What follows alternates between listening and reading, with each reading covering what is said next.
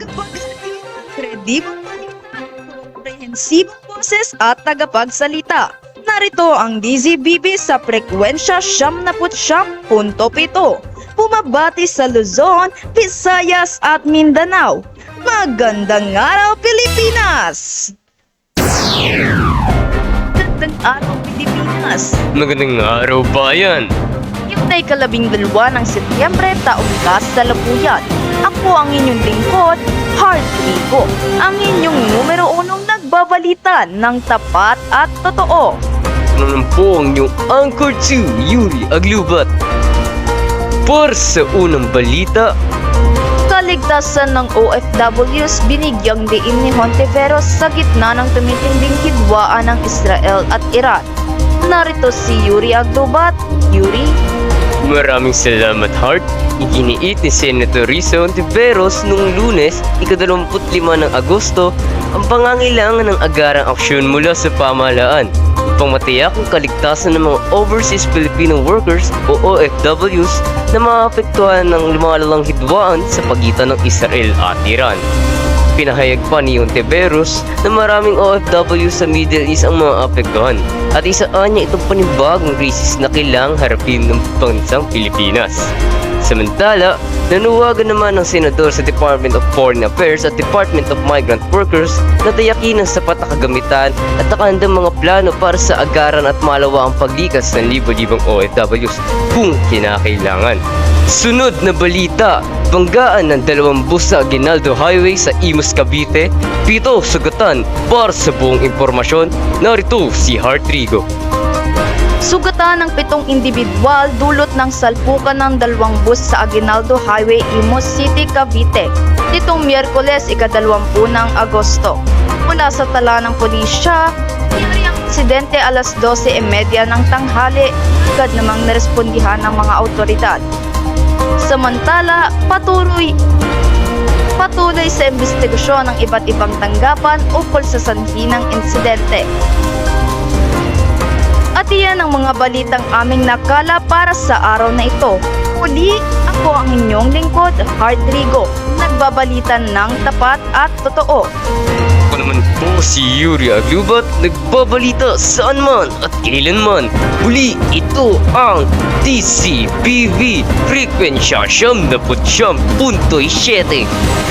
Mabati sa Luzon, Visayas at Mindanao. Magandang araw, Pilipinas! Craving something awesome? Go with Big Bite Burger. Juicy, cheesy, freshly grilled, sulit sa bawat kagat. Big Bite Burger. Busog sa sarap, sulit sa lasa.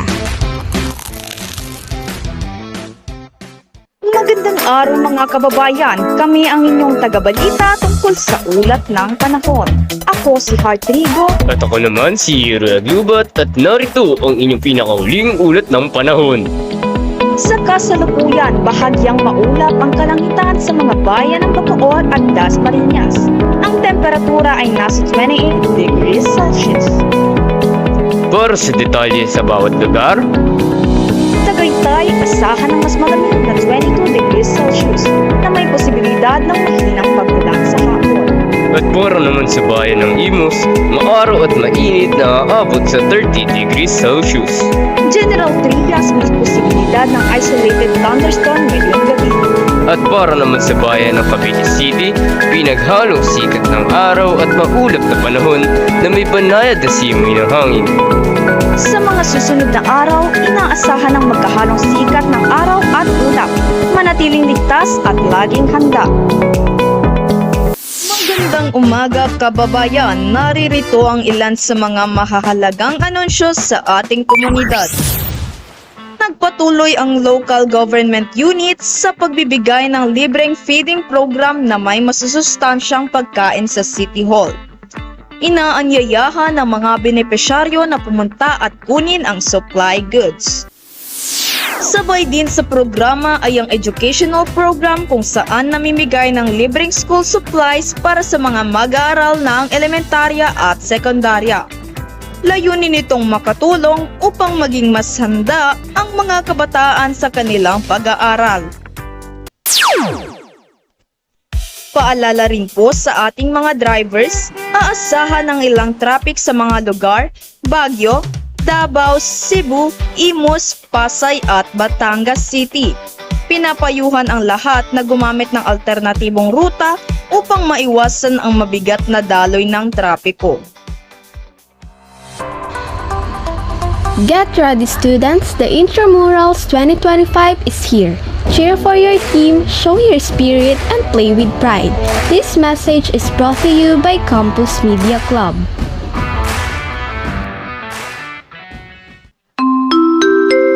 Mga kababayan, nasa atin ang solusyon para makaiwas sa baha. Huwag po tayong magtapon ng basura sa kanal, estero at ilog para hindi bumara ang daluyan ng tubig. Magtanim din ng puno at sumali sa clean-up drive sa barangay. Kapag malakas ang ulan, laging maging alerto at handa. Maghanda ng emergency kit at makinig sa abiso ng mga otoridad. Tandaan, maliit na disiplina mula sa bawat isa ay malaking tulong para sa ligtas na komunidad. Sama-sama nating labanan ang baha. Stay connected. Stay updated with TechnoPlus Mobile. Fast data, clear calls, and affordable plans. All in one. TechnoPlus. Your life upgraded.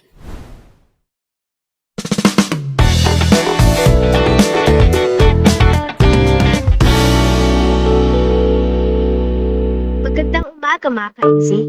Sa pag-aaral, may mga bagay tayo na di maintindihan at nahihirapan. Pero, naranasan mo na bang dumating sa punto na nai-stress ka na at di na kinakaya ng katawan mo? Pakinggan at tunghayan natin ang mga natulungan ng ating website na Wazer makes education way easier. Good morning po, Miss Jessie. Sa pong karangalan ang maimbitahan dito sa talk show ninyo. Magandang umaga din. Ako rin ay lubos na nagagalak na makasama ka sa programang ito. So, paano binago ng Wazer ang buhay mo? Actually, Wazer really changed my life. Nagsimula ito when I was 14 years old. During that time, I was studying hard pero hindi pa rin ako makasabay sa mga kaklase ko na may honors. Honestly, it was very discouraging. Dumating ako sa point na I broke down in tears. Tapos, one day, habang nagka-computer ako, I came across the Wazer website. At first, hindi ko siya pinansin eh. Pero nung nakita ko yung tagline na makes education way easier, I got curious. Then, I saw na they offer free tutorials. I applied and luckily pasado ako. Sobrang saya ko nga nun eh. And I couldn't wait to start my first session. Wow naman! So, paano ka nag-transition from struggling student to becoming more confident in your studies? Nagsimula lahat nung first day. Siyempre, nung una, pasok. Nung una kong pasok, nandun yung courage ko na talagang makinig. As in, buong lecture ni Sir Ed napasok sa utak ko. Hanggang ngayon, natatandaan ko pa rin. Noong una pa lang, nahirapan ako sa paggamit ng Wazer. Pero nung tumagal na, mas naintindihan ko na kung paano ito gamitin. Tapos, ayun nga, I'm very grateful to Wazer kasi it really helped me improve my study habits and boost my confidence. Ayan, maraming salamat ngayong araw. Natunghayan natin ang isa na namang istorya ng isa sa ating mga scholar. Kaya ikaw, mag-Wazer ka na. Baka sakaling magbago rin ang buhay mo. Wazer makes education way easier. Kaya stay tuned dahil marami pa tayong tutunghayang kwento ng mga estudyante. Paalam! Sabi nila, libre lang ang mangarap. Pero, bakit ang hirap? Para sa sistema ng ating bansa, ang hirap-hirap. Buti na lang, may pamilya ko na patuloy na sumusuporta sa akin. Bata pa lang ako ay sobrang mahiyain ko na. Pero, dahil sa mga taong nakapaligid sa akin at gumagbay sa paglaki ko, ito ang naging daan para ipakita ko ang mga kakayanan ko. Ang pinaka-pinagkukunan ko ng suporta, ang napakabait ko na nanay. Oo, nakakapagod. Pero bilang isang bata na sobrang taas mangarap, Para sa akin ay limitado lang ang oras ng pahinga. Ako po si Chloe, nakatira sa Cavite, high school student na sobrang taas mangarap. Dear Ante Maloy, Chloe, anak! May mas demo raw kayo sa school nyo. Nakoy, sasali kita, anak. Bagay na bagay ka ron. Talagang bagay. James Reid natin yan eh. Ma? La? Hindi naman po ako marunong sumayaw eh. Naku, madali lang yan, nak. Huwag ka lang mahihiya. Kayang-kaya mo yan. Parang nagkakagulo yata kayo dyan. Hindi pa. Isasali ko lang tong anak natin sa mas demo para matanggal pagiging mahiyain. Ganun ba? Patingin nga ako ng domes dyan, anak. Pero, alam mo ba, nak? Nung kabataan ko, talagang active ko rin sa school. Ako nga ang kinukuha model sa mga contest eh. Tapos, dagdag mo pa na talented ako. Kaya ang dami nagkakagusto sa akin nung high school ako eh. Kaya nga yung mama mo, na-inlove yun sa akin eh. Naku, yan ka na naman sa mga padali mo, no? Bakit? Hindi pa totoo? Joe, my dear? Ang kapal ng mukha mo, no? Ikaw nga tong habol ng habol sa akin eh. Tsaka, alam mo, di ka pa nagbabago. Bida-bida ka pa rin. Pati ba naman kay Chloe, binibida mo sarili mo? Aba? Tito? Oh, si Jamaica pala to. Pasok ka. Anong meron at naparito ka? Wala po, makikipaglaro lang po kay Chloe. Ate Maika, Uy, James Reid! ano ba ate? Lahat na lang kayo tawag sa akin James Reid. Bakit ba? Sabi kasi nila Tita Jo, yung taon na pinanganak ka ay taon daw kung kailan nanalo si James Reid. Sa ano ba yun? PBB? Yung bahay-bahay, artista yun. Oo nga po. Artista nga po siya. Sana... Ano? Sana maging artista ka? Oo, pwede yan. Bata pa lang ako ay hinasa na ako ng mga magulang at mga tita ko pagdating sa sining. Lalo na ni Ate Maika, sa pag-awit, pagsayaw, gumuhit at tumula. Kaya naman sobrang nagustuhan at minahal ko ang sining. Pero kung anong pag-usad ko sa larangan ng sining, ay ang siya rin naman pagiging huli ko sa mga sports. Pakiramdam ko kasi, di ako belong sa mga pinsan at kuya ko na mahilig sa basketball, badminton, o kahit na anong laro. Kaya sa pinsan kong si Ate Maika ako sumasama kasi palagi niya akong tinuturuan na sumayaw, kumanta at umakting. Chloe, may laro kami ni basketball mamaya. Kasama sila Insan. Gusto mo sumama? Di po muna Kuya Xander. Tapusin ko lang po muna tong drawing na pinapagawa sa akin ni Mama. Sige. Pero kung gusto mo sumama, labas ka lang. Diyan lang kami sa baba, maglalaro. Di po Kuya. Patuloy ang ganong routine na tinetrain ako ng magulang ko sa singing. Sayaw dito, sayaw doon. Sumasali rin ako sa mga contest at mga poster making. Kasi gustong-gusto ng mama ko na active ako sa eskwelahan. At dahil doon, sobrang naging mataas ang confidence ko. Ang galing-galing mo talaga, anak ko. Panalo na nga sa poster making. Panalo pa sila sa mas demo. Magpatuloy ka lang, anak, ha? Malay mo, yan din palang para sa'yo paglaki mo. Ma, salamat po ah. Gusto ko na nga rin po maging artista eh. Gusto ko na maging si James Reid. Malinaw na po sa akin na gusto ko po talaga maging artista. Pero gusto ko rin po kasi maging architect. Anak, alam mo, hindi naman kita pinipressure sa pagiging artista. Kung ano talaga ang pangarap mo, ay susuportahan naman kita. Artista o architect man yan ay parehong okay sa akin basta masaya ka. Di kalaunay, nakagraduate na rin ako sa elementarya. At sobrang nanibago ako dahil na rin sa pandemya at dahil din sa pagkawala ng lola ko. Pumasok ako sa school kung saan punong-puno ng estudyante na puno rin ng pangarap. Guys, may isay kanta oh. Tara, sali tayo. Tara! Oh, palista rin yung mga sasali ha. Ikaw, Chloe, sali ka na ha. Sige. Wow, may boses pala tong si Chloe eh. Ganda pala ang boses mo. Ha? Hindi naman. Sus, padali na ito. From Bullyorn.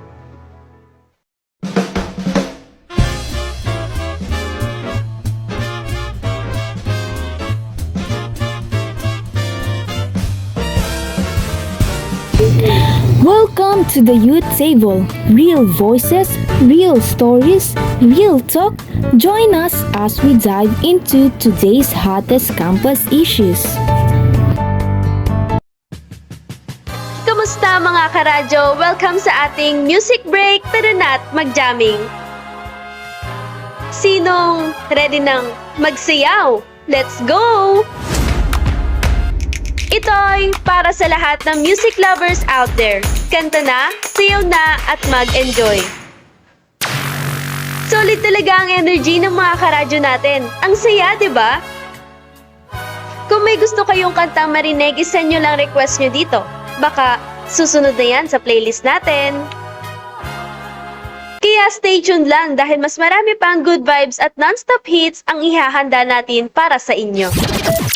Nagbabalik ang boses ng mga tao kung saan mahalaga ang iyong opinion.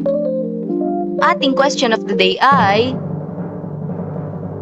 kung ikaw ay magiging presidente sa loob ng isang araw, ano ang batas na pinakauna mong ipapatupad? Simulan na natin ang pagtawag. Nandito na ang ating unang caller. Magandang araw po, ma'am, sir. Magandang araw rin po, ma'am. Ako po si Mika Herrera. Magandang araw, Mika. Ulitin ko ang tanong para sa'yo. Kung ikaw ay magiging presidente sa loob ng isang araw, ano ang batas na pinakauna mong ipapatupad? Para sa akin, batas tungkol sa mahigpit na pangangalaga ng kalikasan. Dapat may mas mataas na parusa sa mga nagpuputol ng puno at nagtatapon ng basura kung saan-saan. Bakit ito, Mika? Dahil ang kalikasan ang nagbibigay sa atin ng malinis na hangin, pagkain at tubig. Kung pababayaan natin ito, dadami ang pagbaha. Mararanasan rin natin ang matinding init at maapektuhan ang susunod na henerasyon. Kapag may mas mahigpit na batas at parusa, matututo ang mga tao na maging responsable at mag-alaga ng kalikasan para sa kinabukasan nating lahat. Pwede na maging president. Joke lang. Maraming salamat, Mika. Ang iyong sagot ay mahalaga. Sana nga ito ay mangyari. Muli, maraming salamat, Mika. Have a great day. Maraming salamat din po. Napakaganda naman ang ideya ni Mika para sa ating kalikasan. Naipapakita talaga neto na kahit simpleng tanong lang, kaya nating mag-isip ng solusyon para sa ikabubuti ng bayan. Hanggang sa susunod, magandang araw sa inyong lahat. Nga karadyo, ngayon natin ngayong araw ang iba't ibang mahalagang balita mula sa ating news bulletin, kung saan tinalakay ang kaligtasan ng ating mga OFWs at ang insidente ng banggaan sa Cavite. Sinundan natin ito ng weather report para sa panatiling handa at ligtas sa pagbabago ng panahon. Kasama rin natin ang ating traffic at community update, kung saan naibalita ang mga feeding at educational programs ng LGU. Pati na rin ang mga lugar na apektado ng mabigat na daloy na trapiko. At syempre, huwag natin kalimutan ang public service announcement tungkol sa flood control. Paalala na ang disiplina ng bawat isa ay susi sa ligtas na komunidad. Siyempre, nag-enjoy din tayo sa ating music break with DJ Talk. Puno ng energy at good vibes. Sigurado nagpasaya sa inyo. Maraming salamat sa ating mga sponsors at sa lahat ng walang sawang nakikinig sa DZVV 79.7. Dahil sa inyo, patuloy namin na ihahatid ang impormasyon, serbisyo at siya para sa bawat Pilipino saan man sa Luzon, Visayas at Mindanao. Dito na po nagtatapos ang ating programa para sa araw na ito. Ako po si Heart Rigo, At ako naman po si Yuri Aglubat. kasama ang buong DZVB team na nagsasabing balitang totoo, mahalaga sa bawat tao. DZVB 79.7. Salamat sa inyong pakikinig mga kaibigan. Hanggang sa muli, magandang buhay at huwag kalimutang ngumiti.